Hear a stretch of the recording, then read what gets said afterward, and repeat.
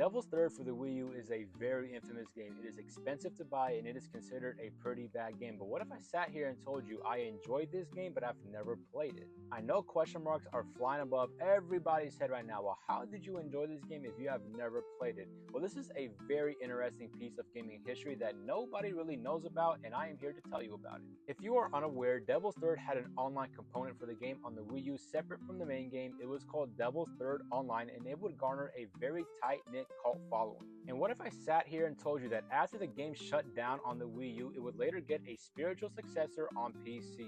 Well, I hope you believe me because it in fact happened. Devil's Third would in fact get a spiritual successor as a free-to-play third-person shooter on Steam called Rock Shot, and it would last, I believe, only 2 to 3 months if I remember correctly. I played about 15 hours of this game, as you can see on the screen right now, before it shut down back in 2018, and I loved every second of it, man. From what I understand, Rock Shot is pretty much just Devil's Third online mode put onto Steam. So of course, this game was developed by the same exact team at Valhalla Games. They are now known as Soeli, I don't want to mispronounce it, but at the time they were known as Valhalla Games, and they were the same dev team that also made Devil's Third and Devil's Third Online. And I can really see why this honestly would garner a cult following on the original Wii U's version, because if you know me, I love jank. I love me some good fun jank, and this game is literally the embodiment of fun but jank. The gunplay, the movement, the meleeing, which is so satisfying for some odd janky reason, and I loved every single second of it. I'm sad this game did not last a while longer than it really did because I had so much fun with it, but I could understand this game did have a lot of issues.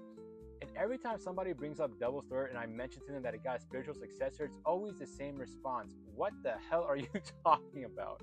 It's really a piece of gaming history with Devil's Third that I love to tell people because it is so fascinating to me knowing that its Wii U counterpart would later get a spiritual successor. The online version of the Wii U had a player base enough that the developers were like, you know what, let's try to revive this game for Steam under a different name, and that will always be super damn cool to me.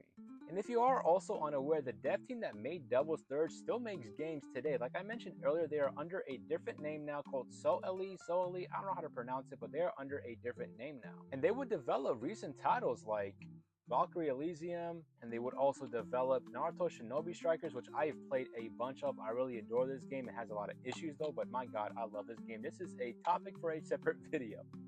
And there you go. Now you know a little bit more lore with Devil's Third and how it got a spiritual successor. I hope this knowledge resonates well with you.